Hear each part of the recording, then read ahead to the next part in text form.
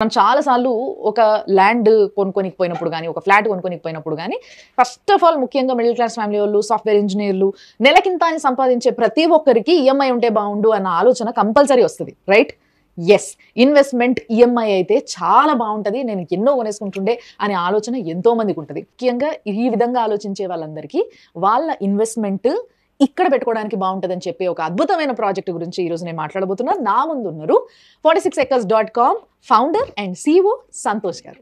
Yes, నమస్తే అండి. నమస్తే మేడం. యాక్చువల్గా నా బడ్జెట్ 50,000 అనుకోండి, ఏదైనా కొనుక్కోవడానికి, ఒక వస్తువు కావచ్చు, ఏదైనా కావచ్చు. 50,000 అయితే అది ఈఎంఐలో వస్తుంది అని అంటే నేను 150,000 పెట్టైనా ఉంటుందాన్ని, ఎందుకంటే ఈఎంఐ కాబట్టి obviously I can make money by the time.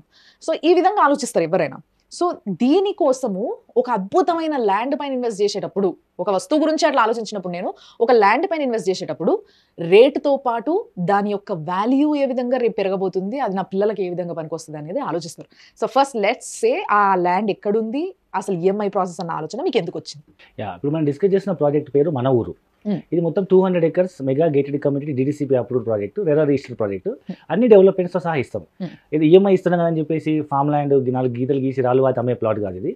Absolutely అన్ని ప్రభుత్వ అనుమతులతో, అన్ని రిజిస్ట్రేషన్స్ తో, అన్ని సర్టిఫికేట్స్ తో, అన్ని డెవలప్మెంట్స్ తో, మనం ఈఎంఐ స్టార్ట్ అయిన మొదటి నుంచి ఈఎంఐ కట్టేంత వరకు మనం ఆ సైట్ డెవలప్మెంట్ చూసుకుంటూ మనం పేమెంట్ చేసుకోవచ్చు. ఎక్కడ ఉంది సార్ ఎగ్జాక్ట్ ఇది? సో ఇది మనకు సెంట్రల్ గవర్నమెంట్ కొత్తగా ప్రవేశపెట్టిన NIMZ, సో నీమ్స్ నారాయణ ఖేడ్ దగ్గర మనకి ప్రాజెక్ట్ ఉంది. సో ఈ నీమ్స్ నారాయణ ఖేడ్ అనేది మీకు వినే ఉంటుంది చాలా సార్లు, నేను చెప్పాను కూడా. సెంట్రల్ గవర్నమెంట్ సుమారు 13,600 ఎకరాల్లో 36,000 కోట్ల పెట్టుబడితో ఇన్ఫ్రాస్ట్రక్చర్ అండ్ ల్యాండ్ పూలింగ్ కి అంత డబ్బులు కేటాయించి సుమారు 5 లక్షల కొత్త ఉద్యోగ అవకాశాలు వస్తున్నటువంటి ప్రపంచవ్యాప్తంగా టాప్ మోస్ట్ కంపెనీస్ అన్ని ఇన్వెస్ట్ చేసింది ఇక్కడికి. లైక్ ఎలాంటి కంపెనీస్ అనేది కూడా చెప్పరా? ముఖ్యంగా 3 సెగ్మెంట్స్ అండి: automobile, electronics and FMCG. Automobiles అంటే అన్ని EV వెహికల్ మ్యానుఫాక్చరింగ్ అన్ని ఇక్కడికి వచ్చేసినాయి. లైక్ US లో ట్రిటాన్ 2100 కోట్లతో electric and bus and truck manufacturing company. UK top company one Moto, electric 2-wheeler, 3-wheeler and 4-wheeler. And German company ఒకటి light auto అనే company, so అది కూడా ఆల్మోస్ట్ ఒక 1,000 crores ఇన్వెస్ట్మెంట్ చేస్తుంది. And US top company auto light, వాళ్ళు కూడా more than 1,000 crores investment చేసి electric 2-wheeler and 3-wheeler.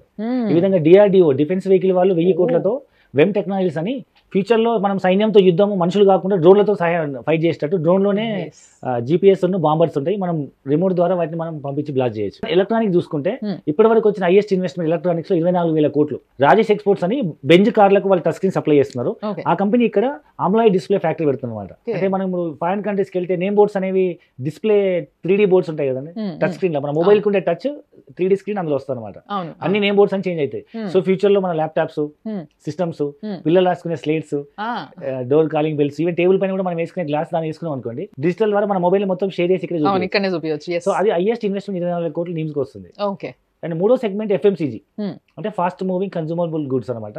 ఉదయం లేస్తే వాడే బ్రష్ పేస్ట్ నుంచి గుడ్ నైట్ కాయల వరకు ప్రతి వస్తువు అక్కడే తయారవుతుంది. సో ఈఎంఐ దగ్గరకు వస్తే ఎట్లా ఇది, అంటే ఈఎంఐ ఆలోచన ఎందుకు వచ్చింది, అండ్ ఈఎంఐ ఎట్లా మేము ఏ విధంగా, అంటే బ్యాంక్ నుంచా మీ నుంచా, ఏంది ఇది ప్రాసెస్? సో జనరల్ గా ఏంటంటే 5 ఎకరాలు 10 ఎకరాలు 20 ఎకరాలు వెంచర్ వేస్తే మనం ఇవ్వలేము. కానీ మనం గోయింగ్ టు ద హ్యూజ్ 200 ఎకరాల సైట్కి వెళ్తున్నప్పుడు, ఇప్పుడు మీరు 60 ఎకరాల సైట్ తీసుకుంటేనే అప్రాక్సిమేట్ మనకు 1000 ప్లాట్లు వస్తున్నాయి. సో మన భారతదేశంలో ఎక్కువ మట్టుకు సామాన్య మధ్యతరగతి వాళ్ళు, హయ్యర్ అప్పర్ మిడిల్ క్లాస్ వాళ్ళు ఎక్కువ ఉన్నారు కాబట్టి మనం అందరినీ పరిధిలోకి తీసుకోవాలనుకుంటే కొంతమంది లోన్ రావచ్చు, రాకపోవచ్చు, ఆల్రెడీ ఎగ్జిస్టింగ్ హోమ్ లోన్ ఉండి, లేకపోతే సిబిల్ ప్రాబ్లం అయ్యిందో, అలాంటి వాళ్ళని దృష్టిలో పెట్టుకొని ఇద్దరు wife and husband job, maximum Hyderabad లో జాబ్ చేసే వాళ్ళు బతకాలంటే ఇద్దరు భార్య భర్త. సో ఒకరి ఇన్కమ్ ని మనం ఈఎంఐ కింద పెట్టుకుని చేసుకునే విధంగా, లేదా కొత్త కెరీర్ లో జాబ్ వచ్చిన వాళ్ళు, వాళ్ళకి ఏ లోన్స్ రావు, సో అంత ఫండ్ ఫుల్ చేయలేరు కాబట్టి మనం వాళ్ళని దృష్టిలో పెట్టుకుని, లేదా ఇంకొంతమంది ఒక ఇంట్లో 4-5 ఉంటారు, అందరూ పని చేస్తారు బట్ వాళ్ళకి ఏ ఇన్కమ్ ప్రూఫ్ ఉండదు, సో అలాంటి వాళ్ళని దృష్టిలో పెట్టుకుని మనం ఈ ఈఎంఐ ఆప్షన్ స్టార్ట్ చేస్తాం. మరి దీనికి ఇప్పుడు మామూలుగా బ్యాంకులో ఒకవేళ ఇట్లా లోన్ తీసుకున్నాం అనుకో, ఈఎంఐలు కడుతున్నాం అనుకో, దాంట్లో ప్రిన్సిపల్ అమౌంట్, ఇంట్రెస్ట్ ఇట్లా సపరేట్ అట్లా మీరు కూడా ఇంట్రెస్ట్ చేస్తున్నారా? అంటే ప్రెజెంట్ మనం కోట్ చేసిన ప్రైస్ అయితే 6,000 రూపాయలు గజము, అంటే 5,750 రూపీస్ స్క్వేర్ యార్డ్. దీంట్లో మనం ఇంకా మళ్ళీ ఈస్ట్ వెస్ట్ కార్నర్ అయితే అప్రాక్సిమేట్ 6,000 అని చెప్పినాము. యాక్చువల్ ప్రైస్ అయితే 5,750. ఓకే. సో మనం ఈస్ట్ కార్నర్ ఇంకా అడిషనల్ చార్జెస్ ఏమైనా ఉంటే అది 6,000 రౌండ్ ఫిగర్ అవుతుంది అని చెప్పినాము, రిజిస్ట్రేషన్ కలుపుకొని. So 5,750 basic price. ఇది 2 years ఈఎంఐ. సో ఇక్కడ 150 గజాలు మినిమం సైజ్ అండి. ఇది కూడా మనం సామాన్య మధ్యతరగతి దృష్టిలో పెట్టుకుని పెట్టి 150 గజాలు ఇంటూ ఒక గజానికి 6,000 రూపాయలు వేసుకున్న 9 లక్షలు అవుతుంది.